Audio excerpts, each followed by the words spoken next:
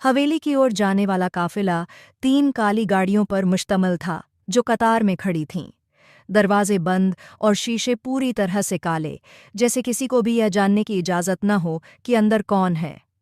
हवेली के मुख्य दरवाजे पर 2 राइफल थामे गार्ड पत्थर की मूर्तियों की तरह सतर्क खड़े थे।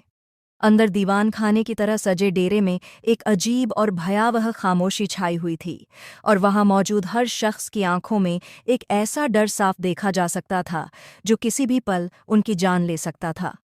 लघारी के सामने एक बुजुर्ग व्यक्ति घुटनों के बल सिर झुकाए बैठा था।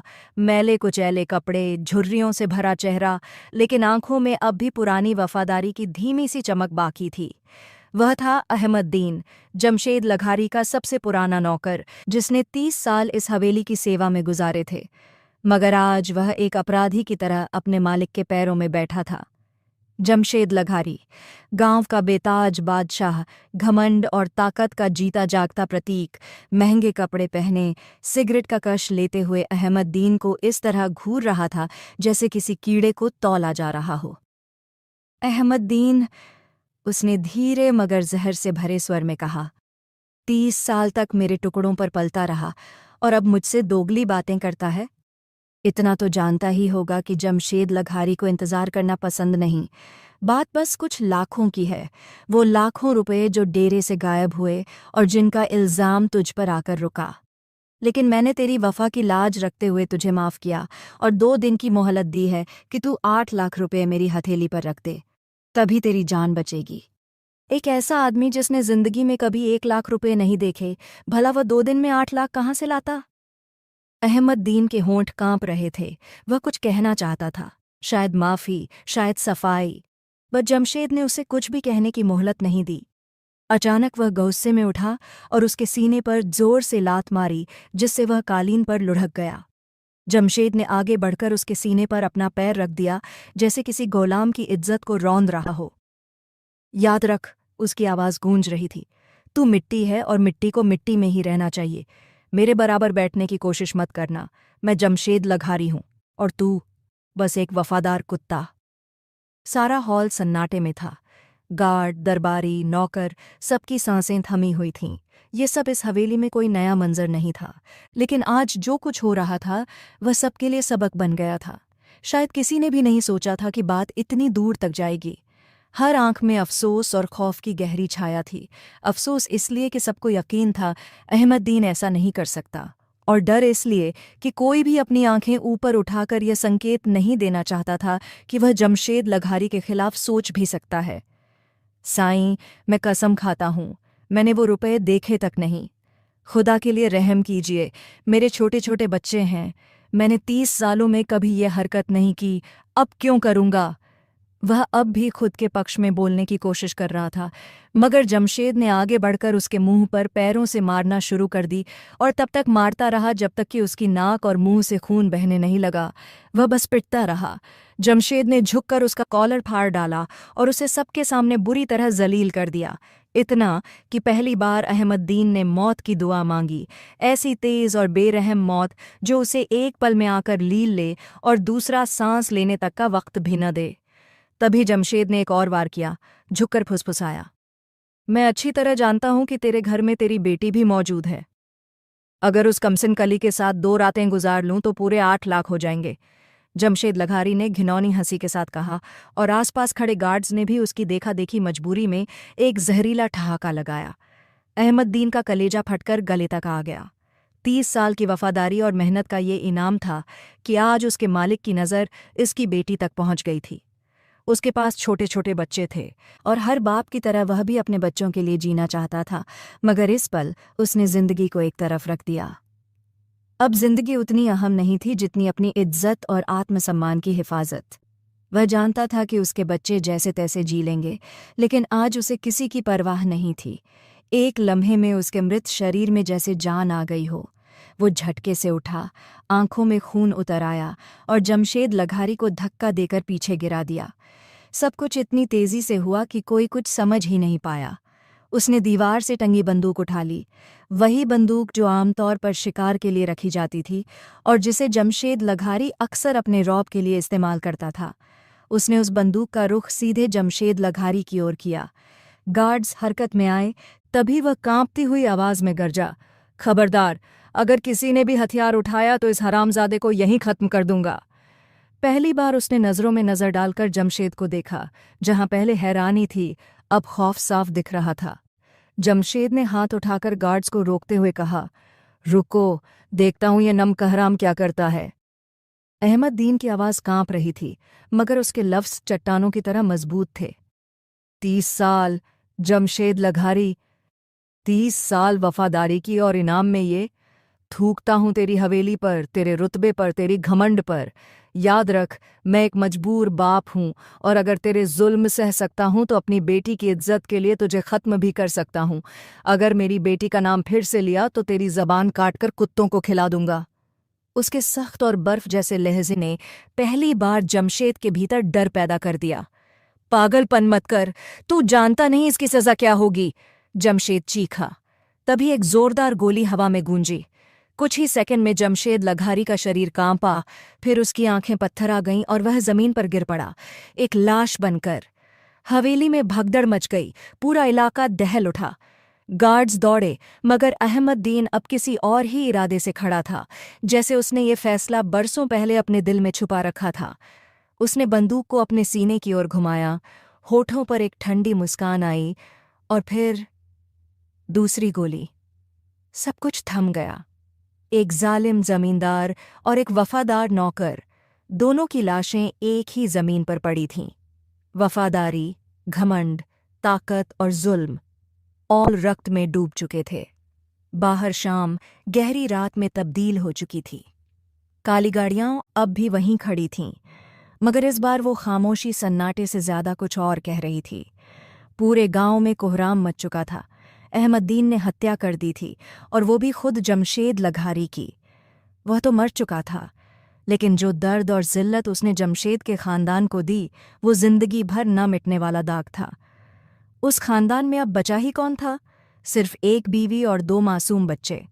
जमशेद लघारी का भाई जुनैद लघारी तो जैसे अपना होश खो बैठा था।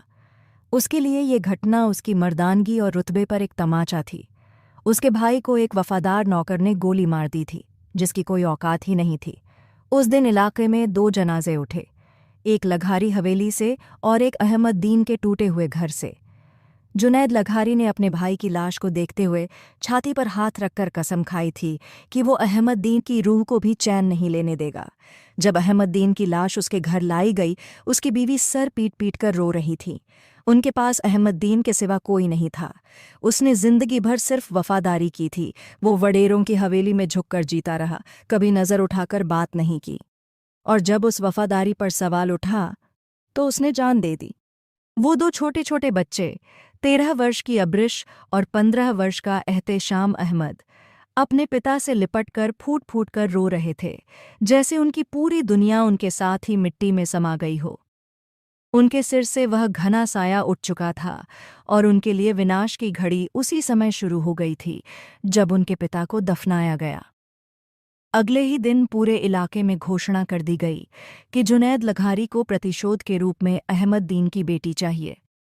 उनकी मां ने लोगों से सहायता की प्रार्थना की, मगर कोई भी ऐसा न था जो लघारियों के विरुद्ध बोलने का साहस करता। कोई सामने न आया जो सच्चाई का साथ देता और कहता कि यदि अहमद दीन ने किसी की जान ली है तो अपनी जान की कीमत पर ली है। जान का बदला जान हो चुका था, लेकिन फिर भी कोई उसके साथ खड़ा न हो सका। दूसरे ही दिन पंचायत बुलाई गई, जिसमें अहमद दीन की विधवा और उसके मासूम बच्चों को लाया गया। माँ रोती बिलखती सबके सामने हाथ जोड़ती रही, मगर जुनैद लघारी गुस्से में उसकी ओर बढ़ा और उसके बाल बेरहमी से खींचते हुए गरज उठा, पंचायत का निर्णय वही होगा जो मैं तय करूंगा, और मेरा निर्णय है कि तुम्हारी बेटी का विवाह इसी समय मेरे बेटे अरमगान लघारी से किया जाएगा। इसके बाद इस बच्ची का तुम लोगों से कोई संबंध नहीं रहेगा। माँ उठ खड़ी हुई और अपनी बेटी को सीने से लगाकर बोली, ईश्वर के लिए साहब, इस मासूम बच्ची का क्या दोष है? 22 वर्षीय अरमगान स्तब्ध होकर अपने पिता को देख रहा था। उसे पता था कि उस छोटी बच्ची के पिता ने उसके चाचा की हत्या की थी। वह खुद एक बड़े जमींदार परिवार से था, घमंड, बदले और सत्ता के नशे में पला बड़ा। उसने ऊंचे स्वर में कहा, यह लड़की यहीं हवेली में रहेगी, लेकिन मैं इससे विवाह नहीं करूंगा। मगर उसके पिता ने ऐलान कर दिया कि वह विवाह केवल नाम के लिए होगा, ताकि उस बच्ची को हवेली में कैद किया जा सके। वो 13 वर्ष की अब्रिश, जो अपने पिता की मृत्यु से अब तक उबर भी नहीं पाई थी, जिसके लिए उनके सीने पर सिर रखकर सोना ही सबसे बड़ा सुकून था। अभी वह पीड़ा भी ताज़ा थी कि उसे उसकी माँ से अलग कर दिया गया, और अब जुनैद लघारी ने उसे उसकी माँ की गोद से खींचकर पंचायत के सामने खड़ा कर दिया था। पुरोहित को बुलाओ, अरमगान और इस बच्ची का विवाह इसी समय कराया जाएगा, और मैं प्रतिशोध से पीछे हट जाऊंगा। लेकिन यह लड़की जीवन भर हवेली में एक बंदी की तरह रहेगी। पूरा गांव चुप था। अत्याचार के सामने झुके हुए सिर, मरे हुए अंतःकरण। यही तो कायरता होती है। जब हम अन्याय को अपनी आंखों के सामने होता देख चुप रहते हैं, तभी अत्याचारी शासक बनते हैं, और न जाने कितने मासूम उस सत्ता की आग में जल जाते हैं। अब्रिश की मां की चीख पुकार के बीच पुरोहित को बुलाया गया, और कुछ गवाहों के सामने अब्रिश अहमद को अब्रिश अरमगान लघारी बना दिया गया। यह विवाह सिर्फ एक औपचारिकता था, जिसका समाज में कोई महत्व नहीं था, लेकिन फिर भी एक मासूम बच्ची को जानवर की तरह बांध दिया गया, एक सौदे के रूप में। 15 वर्षीय एहतेशाम सब कुछ चुपचाप देखता रहा। उसकी आंखें लाल थीं, लेकिन उनमें आंसू नहीं थे। उसने कुछ नहीं कहा, बस पत्थर जैसी आंखों से सब देखता रहा। उस दिन एहतेशाम भी भीतर से मर गया था। उसने अपने अंदर का मासूम दिल मार डाला था। सिर्फ एक बार उसने अपनी बिलखती बहन को देखा और मन ही मन संकल्प लिया कि जो पीड़ा आज उसके हिस्से में आई है, वह कल उन सबके हिस्से में आएगी जिन्होंने उसके जीवन को नर्क बनाया। मगर अभी नहीं, उसे उस समय का इंतज़ार करना था जब समय की बागडोर उसके हाथ में होगी, और तब वह उसे अपनी इच्छा से मोड़ेगा। अपनी लाल आंखों में प्रतिशोध की आग लिए वह अपनी माँ को सहारा देता हुआ घर लौटा, और उस शाम एहतेशाम अहमद का घर सदा के लिए उजड़ गया। जैसे ही गाड़ी हवेली में दाखिल हुई, अरमगान लघारी के चेहरे पर चट्टान जैसी गंभीरता साफ झलक रही थी। उसके दिल में उस मासूम सी बच्ची के लिए सिर्फ और सिर्फ नफरत थी, जो उसकी जिंदगी में जबरन शामिल कर दी गई थी। वह कल्पना भी नहीं कर सकता था कि कोई एक चेहरा यूं उसकी जिंदगी में आकर उसके सारे सपनों को तहस नहस कर देगा। वो बच्ची जिसके पिता ने उसके चाचा की हत्या की थी। उसके पिता ने उसकी नसों में नफरत का जहर घोल घोल कर यही सिखाया था कि दुश्मनों से सिर्फ दुश्मनी रखी जाती है, और वो बच्ची भी उसकी दुश्मनों की सूची में थी। उसके किशोर मस्तिष्क पर यह बात गहराई से बैठ गई थी कि जिससे बदला लेना हो, उससे प्यार नहीं किया जा सकता। वह बच्ची लगातार रोते हुए कभी कभी अपना सिर उठाकर अरमगान के चेहरे की ओर देखती थी, मानो उसमें कोई ममता, कोई सहारा ढूंढ रही हो। उसे अब तक इस रिश्ते की सच्चाई समझ नहीं आई थी। बस माँ ने जाते जाते इतना कहा था कि अब वह उसका पति है, और उसी के साथ उसे जीवन बिताना है। उसे तो यह तक नहीं मालूम था कि पति क्या होता है। वह बार बार अरमगान की ओर देखती और फिर सिर झुकाकर सिसकने लगती। उसके मन में यही सवाल था कि वह माँ के बिना कैसे जिएगी। अरमगान गाड़ी का दरवाज़ा खोलकर बिना किसी परवाह के अंदर चला गया, जबकि जुनैद लघारी ने उस बच्ची के बाजू को बेरहमी से पकड़कर झंझोड़ा और गाड़ी से बाहर निकाला। वह दर्द से कराह उठी। वह उसे घसीटते हुए हवेली में अंदर लाया और भीतर पहुंचते ही फर्श पर पटक दिया। मैंने अपने भाई का बदला ले लिया, जीत गया मैं। यही है वह लड़की जिसके पिता ने मेरे भाई का सीना चीर दिया था। जो हमारे टुकड़ों पर पलते थे, वही हमारे खिलाफ बगावत करने लगे। वह गुस्से में चिल्ला रहा था, और वह बच्ची दहाड़ मारकर रो रही थी। उसका सारा शरीर कांप रहा था। वह खुद को बार बार शॉल में लपेटते हुए अपने घुटनों को सीने से लगाकर डर के मारे उसे देख रही थी। तभी रामीन तेजी से उसकी ओर बढ़ी और झुककर उसके बाल बुरी तरह पकड़ लिए। तुम्हारे बाप ने मेरे बाबा को मार डाला, मैं तुम्हें जिंदा नहीं छोड़ूंगी। वह उस बच्ची के चेहरे पर थप्पड़ों की बरसात कर रही थी, और पास खड़ी नसरत देवी बस नफरत भरी निगाहों से उसे देखती रहीं। अरमगान ने भी जाते जाते एक बार पलटकर वह दृश्य देखा और बिना कोई प्रतिक्रिया दिए अपने कमरे में चला गया। उसे किसी की कोई परवाह नहीं थी। हालांकि उस बच्ची का लाल चेहरा उसके जहन को एक पल के लिए झकझोर गया था, लेकिन अगले ही क्षण उसने अपने सिर को झटककर सब भावनाएं दबा दीं। उसके मन में साफ था, ये लोग कभी उसकी दया के पात्र नहीं हो सकते, और यही बात उसके पिता ने उसे समझाई थी। उसी समय जनीरा देवी अपने कमरे से बाहर आईं। चीख पुकार की आवाज़ों ने उन्हें विचलित कर दिया था। उन्होंने दौड़कर यह दृश्य देखा और तुरंत रामीन को पकड़कर उस बच्ची से अलग किया। पागल मत बनो रामीन, वह एक छोटी बच्ची है, उन्होंने झुंझलाते हुए कहा। लेकिन नसरत देवी का चेहरा गुस्से से तमतमा गया। मत भूलिए भाभी साहिबा कि वह आपकी बहू नहीं है, वह इस घर में सिर्फ एक सौदे की लड़की बनकर आई है। जनीरा ने हैरानी से पलटकर उनकी ओर देखा और उनकी आंखों में झांकते हुए कहा, तुम एक मासूम बच्ची से उस बात का बदला ले रही हो जो उसके पिता ने। हाँ, क्योंकि तुम्हारा पति तुम्हारे साथ है, तुम्हारे सिर पर उसका साया है, मगर मैं और मेरी बेटी जमीशत से बिछड़ चुके हैं। क्या तुम जानती हो कि उसके बिना हम कैसे जिएंगे? तुम्हें तो अपने दुश्मनों पर दया आ रही है, लेकिन हमारी बेबसी पर नहीं। नसरत ने हमेशा की तरह बात को घुमाकर अपने पक्ष में कर लिया और जनीरा देवी को चुप्पी साधनी पड़ी। जुनैद लघारी ने कठोर स्वर में अंतिम बात कह दी, इस घर में जो होगा उसमें तुम बीच में नहीं आओगी जनीरा, यह मेरा आदेश है। इतना कहकर वह तेजी से अपने कमरे की ओर बढ़ गया। नसरत देवी रामीन को संभालते हुए तीखी नज़रों से जनीरा को घूरती रह गईं और जनीरा ने बेबसी से फर्श पर पड़ी उस बच्ची की ओर देखा जो जोर जोर से रो रही थी। उसका सारा शरीर कांप रहा था और वह एक अनजाने अत्याचार का शिकार थी। जनीरा ने झुककर नौकरानी को आवाज़ दी और कहा, उसे पानी दो, खाना दो और फिर अरमगान के कमरे में छोड़ आना। नसरत देवी का चेहरा पीला पड़ गया। उन्हें यह बात पच नहीं रही थी कि कोई शत्रु की बेटी के साथ ऐसा सहानुभूतिपूर्ण व्यवहार करे। उनके लिए जनीरा सिर्फ एक सौतन थी जो अपनी घृणा के चलते उस बच्ची के साथ नाटक कर रही थी। उन्होंने मन ही मन कहा, मैं देखती हूँ कैसे तुम इस लड़की को अरमगान के पास लाती हो और कैसे उसे अपनी सहानुभूति की छांव में छुपाने की कोशिश करती हो। यह कहती हुई वे अपने कमरे में चली गईं, जबकि जनीरा थके हुए मन से सिर झुकाए वहीं सोफे पर बैठ गईं। उनका हृदय सदा से ही सच्चा और संवेदनशील रहा था। वह लघारी परिवार के अत्याचारों से सदा डरी सहमी रही थीं।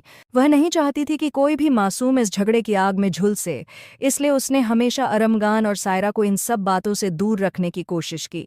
सायरा जितनी इन हालातों से अनजान थी, अरमगान को उसके पिता ने उतना ही इन सब में घसीट लिया था। वह जानती थी कि यहाँ रहकर अरमगान किस मानसिकता का शिकार हो जाएगा, इसलिए उसने उसके लिए एक फैसला कर लिया था। रही बात उस लड़की की, तो उसके लिए वह कुछ भी नहीं कर सकती थी, कम से कम तब तक जब तक नुसरत बेगम के दिल में थोड़ा भी रहम न आ जाए। लेकिन वह अच्छी तरह जानती थी कि नुसरत बेगम और रामीन की नफरत कभी खत्म नहीं हो सकती, और उसकी एक गहरी वजह भी थी। नौकरानी ने उस बच्ची को पानी पिलाया और फिर खाना दिया, मगर उसने एक निवाला भी नहीं खाया। वह बस चुपचाप रोती रही। उसके लाल चेहरे पर उंगलियों के निशान साफ नजर आ रहे थे। नौकरानी को दुख तो हुआ, मगर वह कुछ कर नहीं सकी। फिर जनेरा बेगम के कहे अनुसार उसने उसे पकड़कर अरमगान के कमरे के बाहर छोड़ दिया और कहा, ये तुम्हारा कमरा है, तुम्हें अब यहीं रहना है। वह धीरे धीरे दरवाजे की ओर बढ़ी, कांपता हुआ हाथ दरवाजे पर रखा और उसे धक्का देकर खोला। शायद अरमगान उस वक्त टेरेस पर था, कमरे में कोई नहीं था। वह धीमे धीमे कदमों से कमरे में गई और एक सोफे पर बैठ गई। माँ बाप की याद में उसकी आंखों से फिर आंसू बहने लगे। अरमगान को कमरे में किसी की मौजूदगी का एहसास हुआ तो वह लौट आया। जैसे ही उसने उस लड़की को अपने कमरे में देखा, उसका गुस्सा फूट पड़ा। मन किया कि वह उसे पकड़कर बाहर फेंक दे, लेकिन अगले ही पल उसके दिल में एक अजीब सा ख्याल आया। उसने उस बच्ची को अभी अभी पिटते हुए देखा था और अब वह मासूमियत से सिर झुकाकर रो रही थी। वह थोड़ी देर उसे ध्यान से देखता रहा, फिर नरमी से बोला, क्यों रो रही हो तुम? उसका लहजा संजीदा लेकिन नरम था। वह रुआंसी हालत में सिर उठाकर बड़ी बड़ी आंखों से उसे देखने लगी। उसकी आंखों में अब भी डर था।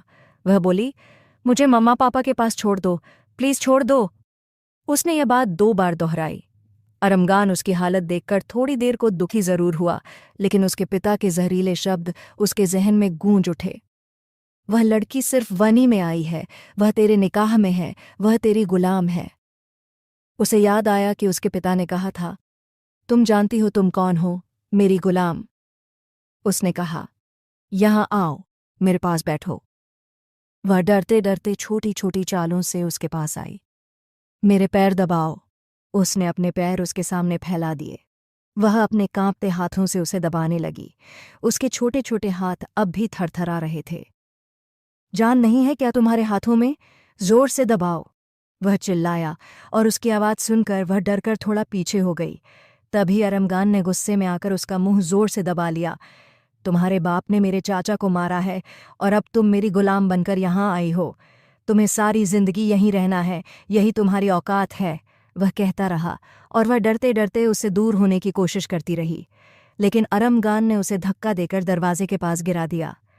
निकल जाओ यहाँ से, और आज के बाद मेरे सामने मत आना, वरना मैं तुम्हारा गला घोंट दूंगा। उसके मन में नफरत इतनी भरी हुई थी कि उसे उस बच्ची के लिए कोई दया नहीं आ रही थी। हाँ, उसे उसके नसीब पर दुख जरूर था, लेकिन उसके पिता ने सिखाया था, जिनसे बदला लिया जाए उनसे मोहब्बत नहीं की जाती। इसलिए मोहब्बत अब उस लड़की के लिए हराम थी। और उसी रात वह बच्ची, जिसे पहली बार उस कमरे में लाया गया था, हमेशा के लिए उसे नफरत करते हुए वहां से निकल गई। वह कमरे में मुश्किल से कुछ मिनट ही रुकी थी, मगर उन चंद मिनटों में उसे इतनी बेइज्जती और दर्द मिला कि वह पूरी उम्र नहीं भूल सकती थी। उसका मासूम मन हर लम्हे को अंदर ही अंदर सहेजता जा रहा था। अरमगान ने नौकरानी से कहकर उसे स्टोर रूम में बंद करवा दिया। उस अकेले कमरे की दीवारों से लगकर उसने पूरी रात डर, तन्हाई और बेबसी में काटी। यह वही बच्ची थी जो अपने बाप की लाडली परी थी, जिसके लिए उसके बाप ने अपनी जान दे दी थी। आज अगर उसका बाप उसे इन हालातों में देखता तो शायद उसे मरने के बाद भी सुकून न मिलता।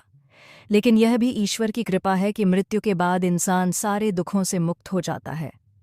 रामीन और नुसरत बेगम ने नौकरानी से तस्दीक करवाई कि वह लड़की अरमगान के कमरे में है या नहीं, और जब यह मालूम हुआ कि वह स्टोर रूम में बंद है तो दोनों को संतोष हुआ।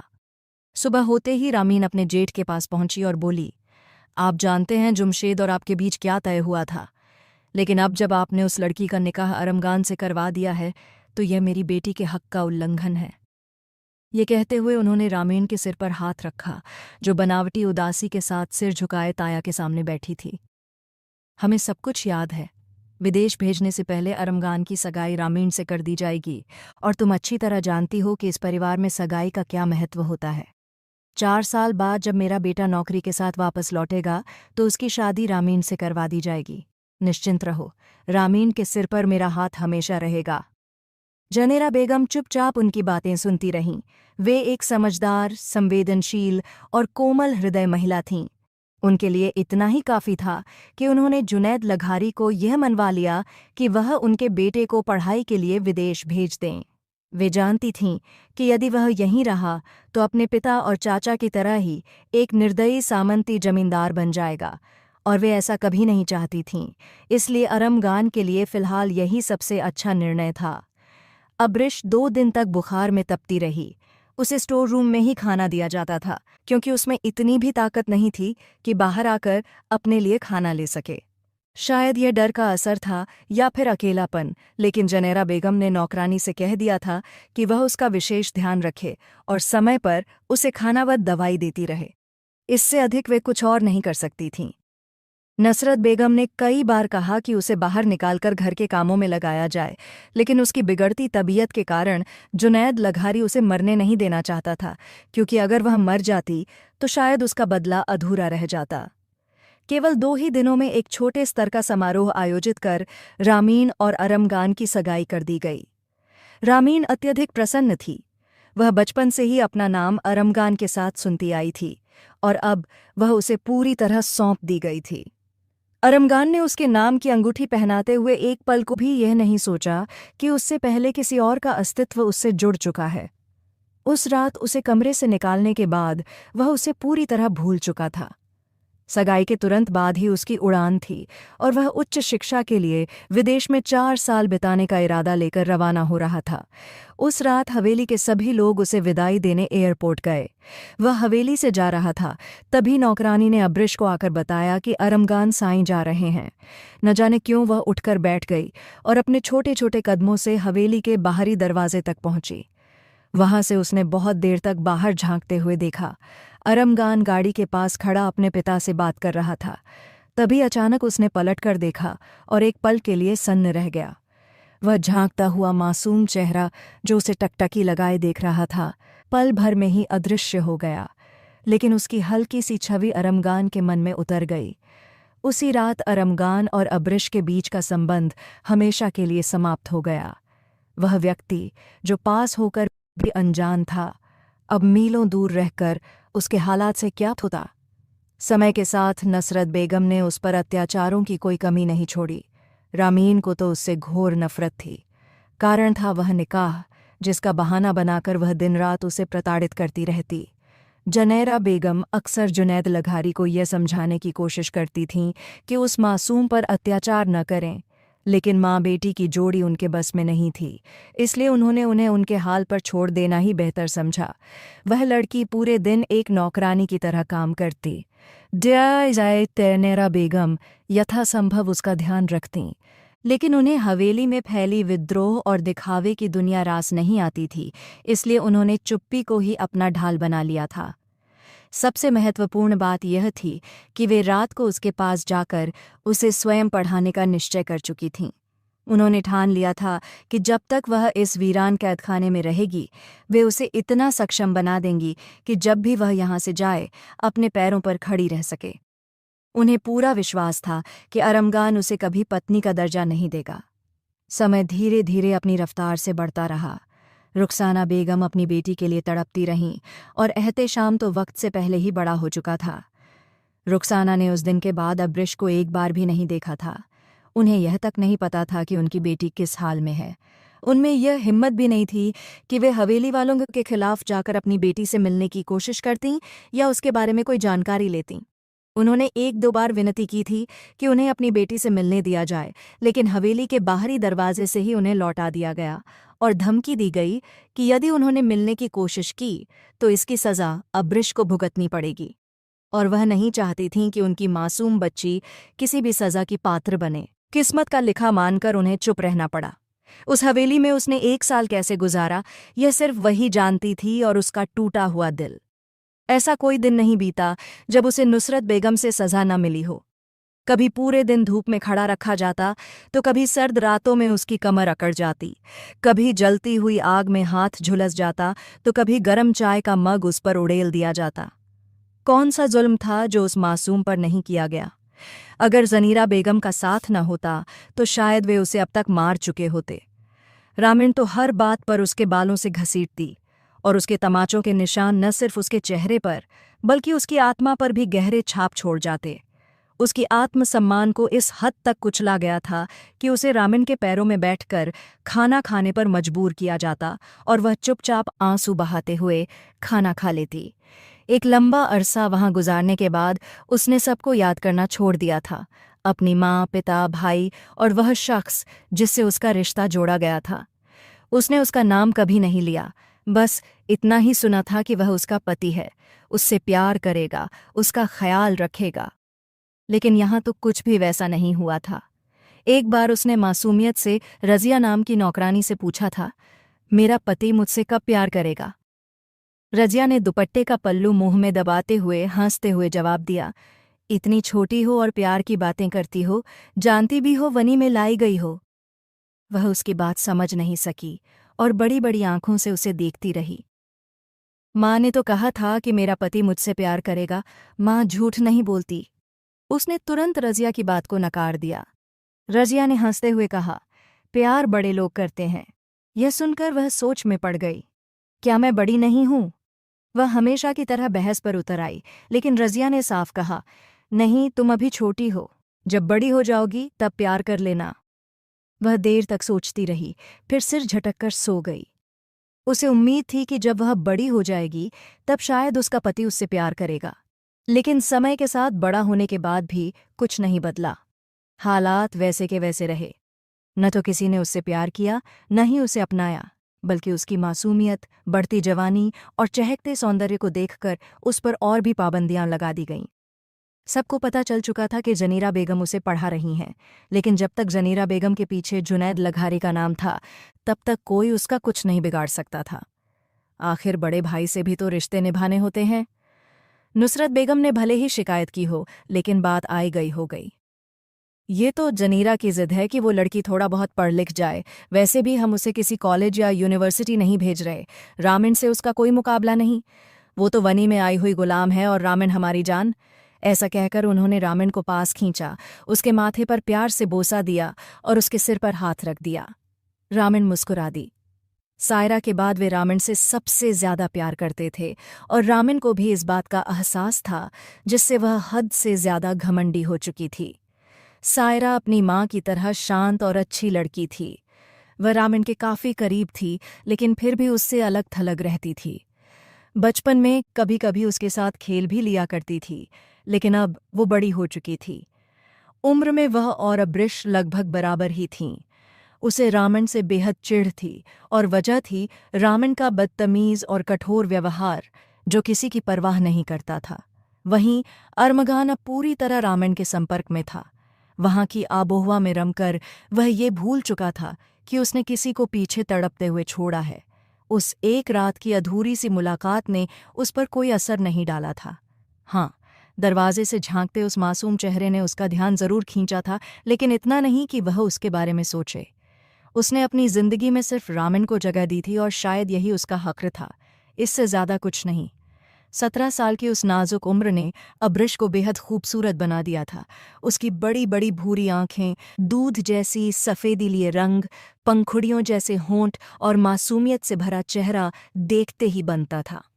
कमर तक लहराते हुए बाल, जिन्हें वह हमेशा बांधकर सिर पर ढंग से दुपट्टा जमाकर रखती थी, और उसका भरा पूरा आकर्षक रूप, उसमें क्या नहीं था जो किसी को भी मोह ले। और यही बात रामीन को सबसे ज्यादा चुभती थी। रामीन भी दिखने में ठीक ठाक थी, लेकिन उसके चरित्र में आती दरारों ने उसे अजीब सी शक्ल दे दी थी। कुछ यूनिवर्सिटी की सहेलियों ने और माँ के ज़रूरत से ज्यादा लाद प्यार ने उसे बिगाड़ कर रख दिया था। और सच्चाई तो ये थी कि वह न जाने कितने ही नाजायज रिश्तों में लिप्त थी। वह भी एक बरसती हुई रात थी जब अब्रिश एक बार फिर रामीन की ज्यादती का शिकार बनी। वह उस रात सर्वेंट क्वार्टर में थी, देर रात तक पढ़ाई में मग्न थी, क्योंकि जनीरा बेगम निजी तौर पर उसके इम्तिहान दिलवा रही थीं।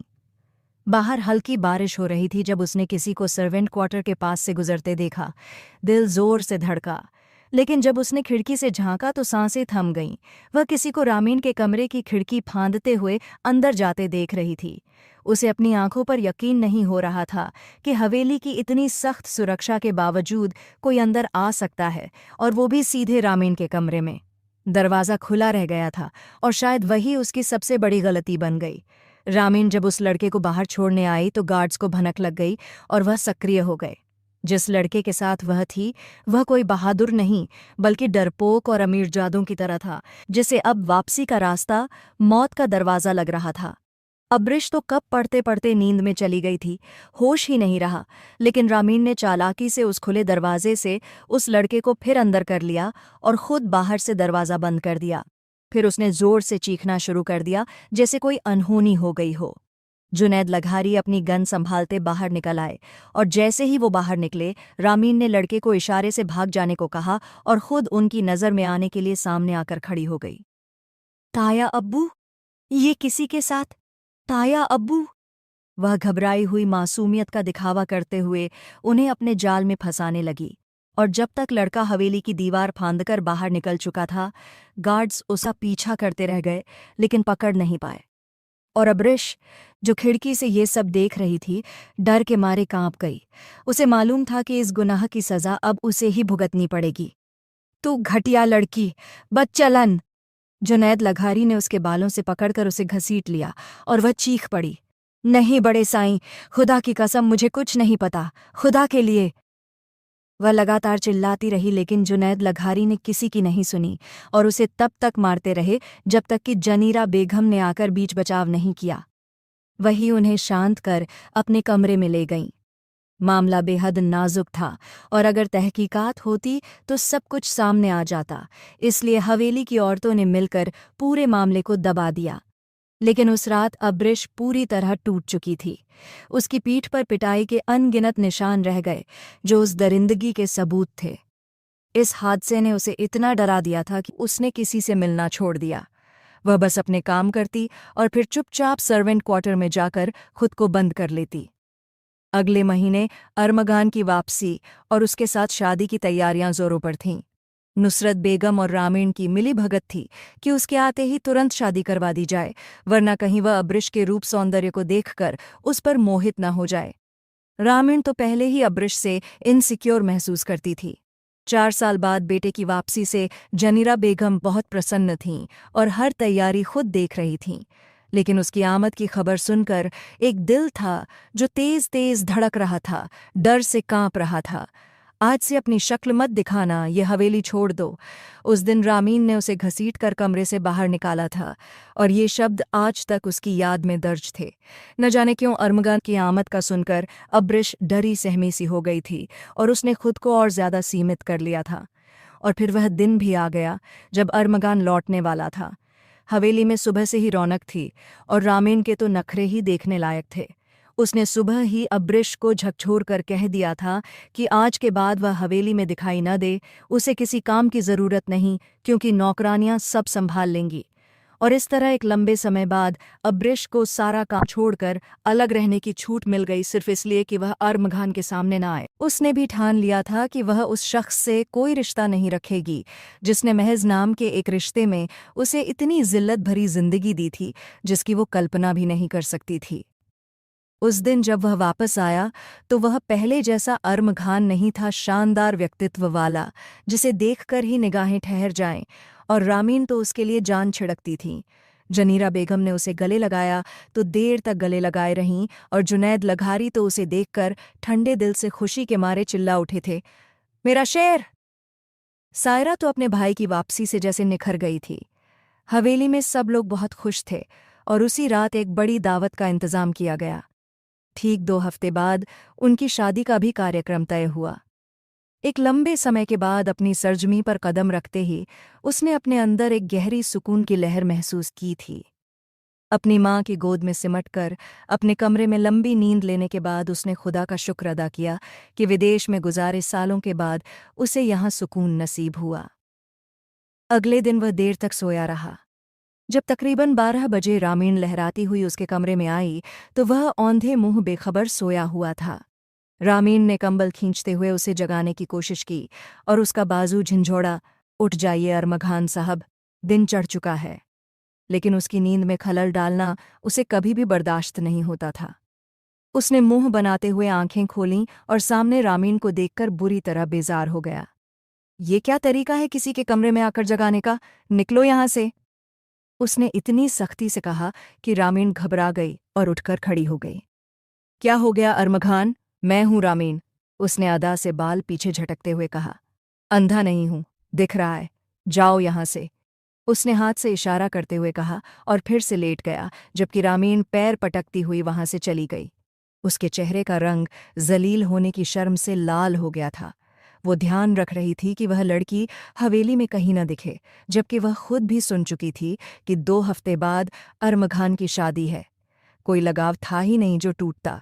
उसने कभी उस शख्स से कोई उम्मीद नहीं रखी थी। मम्मा, ये उसका इंग्लैंड नहीं है, हमारी हवेली है। लाखों लोग हैं जो मुझ पर मरते हैं, वो खुद को समझ क्या रहा है। वह भड़क गई थी जब नुसरत बेगम ने उसके मुंह पर हाथ रख दिया। धीरे बोलो लड़की, कोई सुन लेगा। कोई सुने तो सुने, मेरी जूती को भी परवाह नहीं, उसने झल्लाते हुए कहा।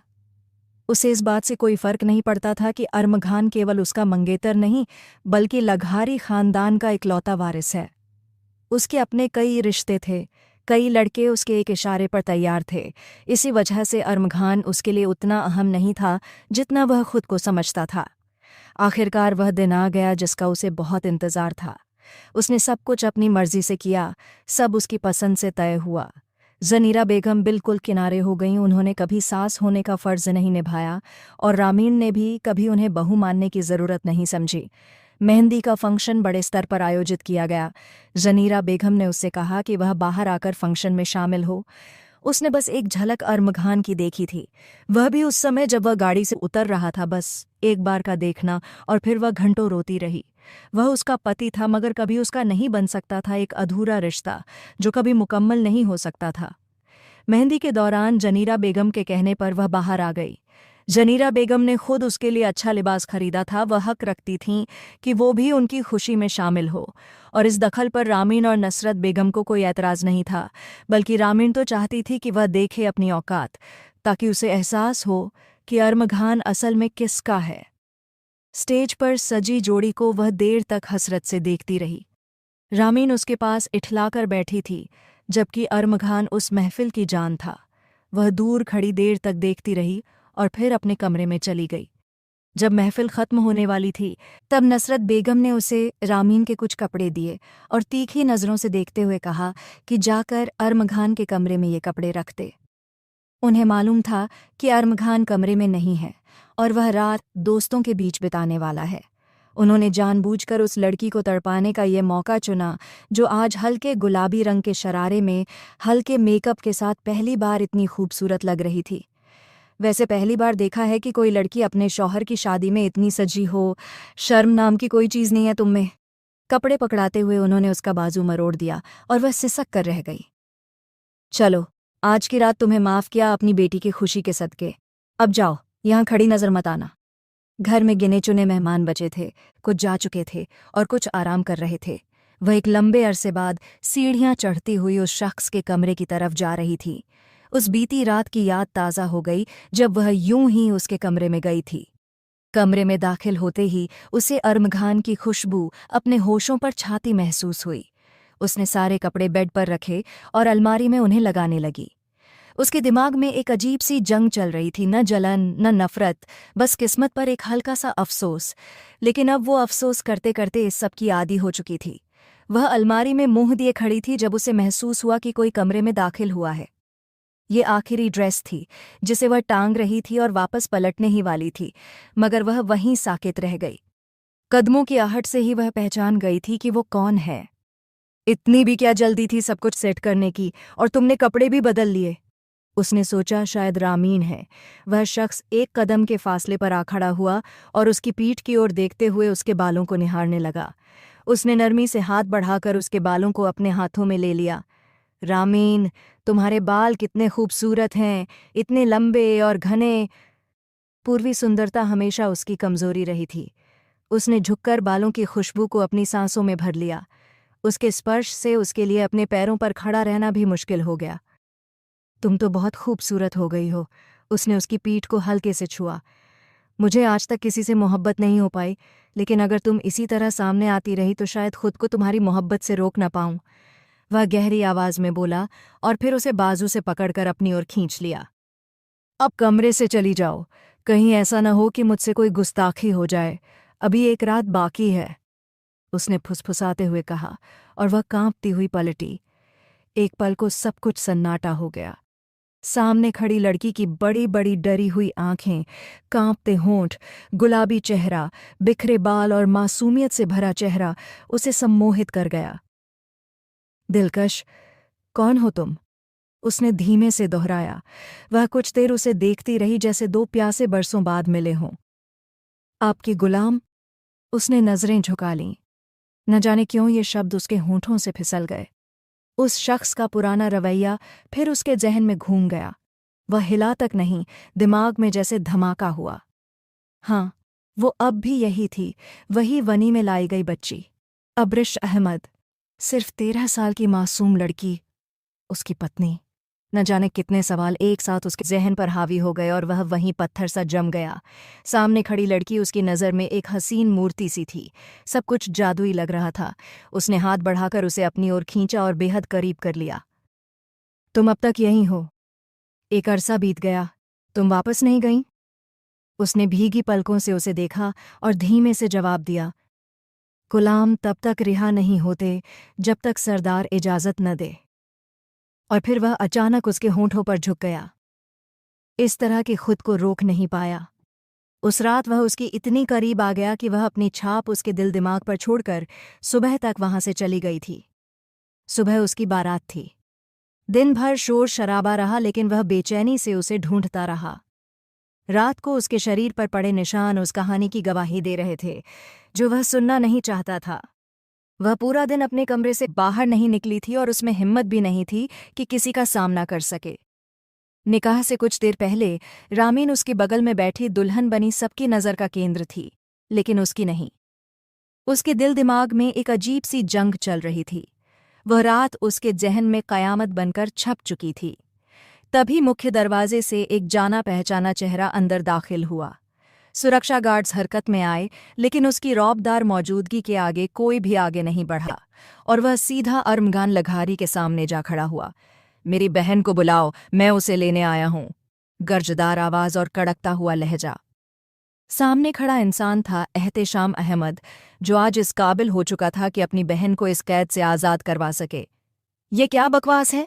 सुरक्षा प्रमुख जुनैद लघारी आगे बढ़ा, लेकिन एहतेशाम ने उसके कंधे पर ऐसा हाथ रखा कि वह वहीं जम गया। वह गुस्से में लाल आंखों से अरमगान को घूर रहा था।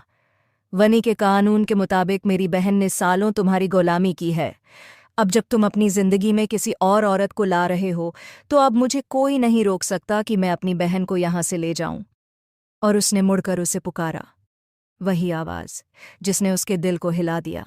बरसों बाद भाई की आवाज सुनकर उसका यकीन नहीं हुआ, लेकिन हाँ, ये एहतेशाम ही था। वह बिना देखे दौड़ती हुई आई और सीधे एहतेशाम के सीने से लग गई, जबकि एहतेशाम ने बरसों बाद उसे अपनी बाहों में भरकर सुकून से उसके माथे पर लब रख दिए। चाहता तो उसे पहले ही वहां से ले जा सकता था, लेकिन उसे यकीन था कि अगर अरमगान लौट आया तो वह अब्रिश को स्वीकार कर लेगा। उस दिन अरमगान कुछ कह नहीं सका, बस प्यास भरी नज़रों से उसे देखता रहा और एहतेशाम उसे लेकर चला गया। उस दिन वह सबके सामने बिना डरे सीना तान कर खड़ा हो गया और साफ शब्दों में कह दिया कि जिस किसी में हिम्मत है वह आकर उसकी बहन को उसके घर से ले जाए। जाते जाते उसने एक बार मुड़कर अरमगान को देखा और वही नज़रा इस टूटे हुए रिश्ते का अंतिम पड़ाव बन गया। अरमगान देर तक उसकी पीठ को देखता रहा। निकाह और रुखसती के बाद रामीन जब उसके कमरे में आई तो वह भाव उस तक लौटकर नहीं आया जो अब्रिश की मौजूदगी में आया करता था। वह रात इतनी घुटन भरी थी कि अरमगान रामीन को अकेला छोड़कर कमरे से बाहर चला गया। वह देर रात तक अब्रिश को याद करता रहा और उसकी पीड़ा का एहसास करता रहा जो उसकी माँ ने उसे बताई थी। दूसरी ओर रामीन आग बबूला हो चुकी थी। उसने कमरे का हाल ही बदल दिया था। वह कभी भी अपनी अना को कुचलकर अरमगान के सामने नहीं झुक सकती थी। अगर वह उसे अपनाने में पहल नहीं करता तो वह भाड़ में जाए।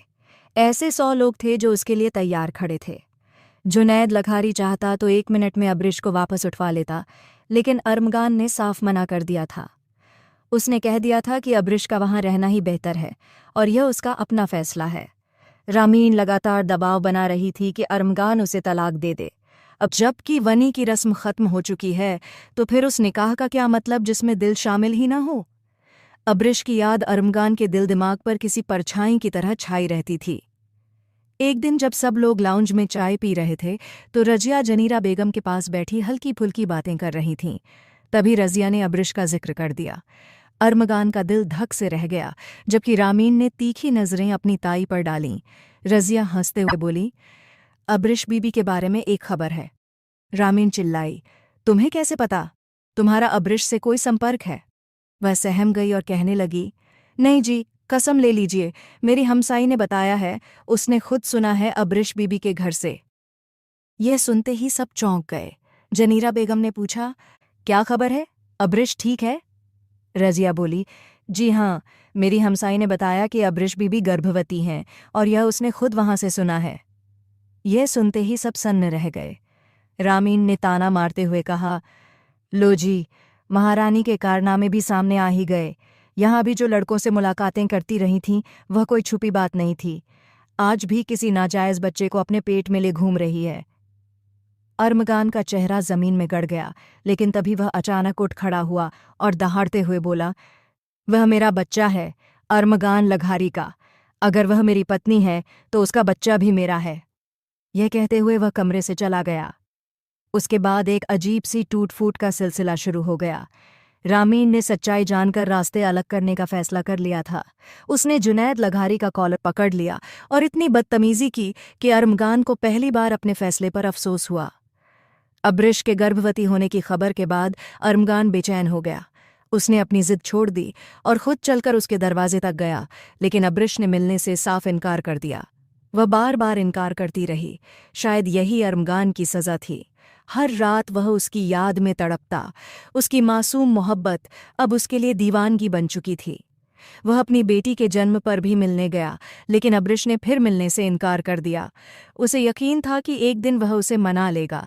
किसी राह, किसी मोड़ पर जब वह खुद को उसके सामने बिखेर देगा तो वह उसे माफ़ कर देगी, वरना कब की वह उसके नाम से अपना नाम अलग कर चुकी होती। लेकिन शायद किस्मत फिर से मेहरबान होने के लिए थोड़ा वक़्त मांग रही थी, और अरमगान को वो वक्त मंजूर था। बस हर हाल में उसे वो लड़की चाहिए थी जिसके बिना वह अधूरा था। अब्रिश अहमद।